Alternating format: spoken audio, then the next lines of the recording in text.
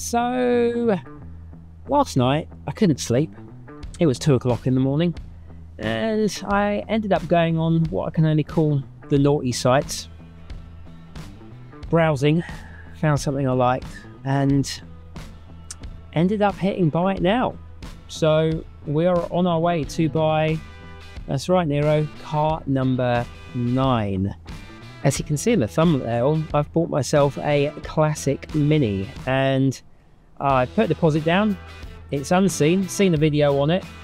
Martin, the owner, seems super lovely. He's owned the car for, God, I think he said 17 years, built it with his dad and his brother. So we're on our way to Solihull. We are currently leaving a very wet Danoon. I've got the boys in the back. Bar's just grabbing my wallet.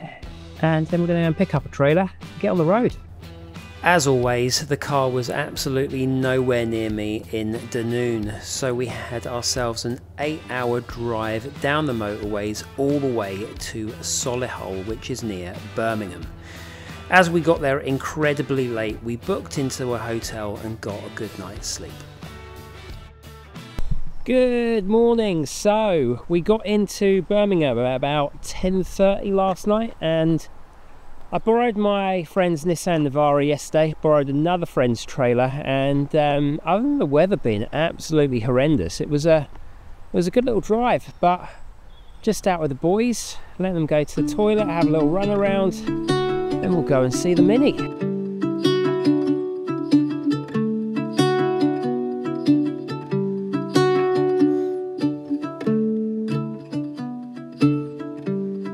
So we're on Berryfield Road and we're just looking for the Mini.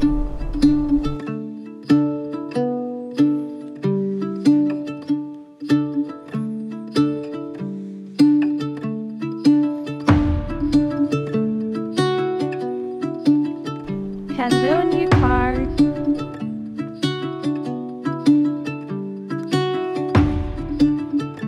Can you see her? There she is. Do you sit? The seat is tight.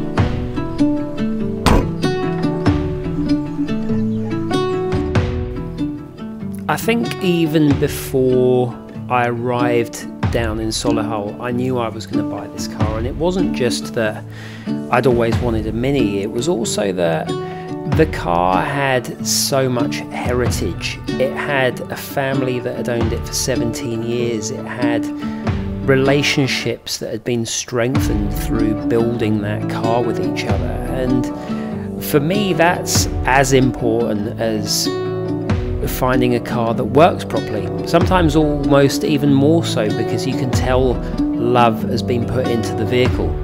Martin and his family were absolutely lovely, and it was such a pleasure to meet them that for most of the time we didn't spend chatting about the car, we just talked about car stories.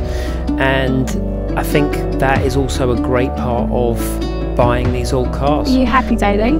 I am. It drives lovely. Like all old cars, it's definitely got its quirks that it's going to take some getting used to, but nothing I'm overly concerned about at all.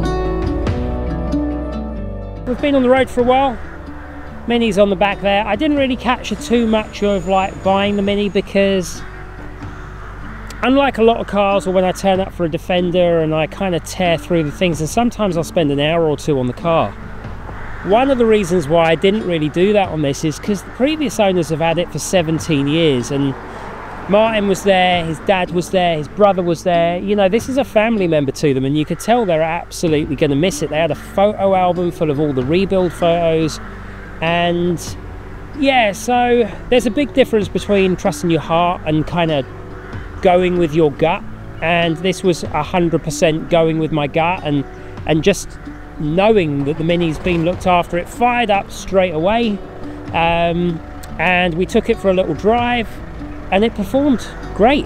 There was no issues with it at all. So plan is to get it home. I'm going to do a proper video on this when I have some time, but for now, absolutely over the moon with this car. We've got Got about 3 hours ahead of us, then we'll be back home and I can get this off the trailer and in its own storage. Anyway, thanks for coming along with me. I'll catch you very soon. Bye guys.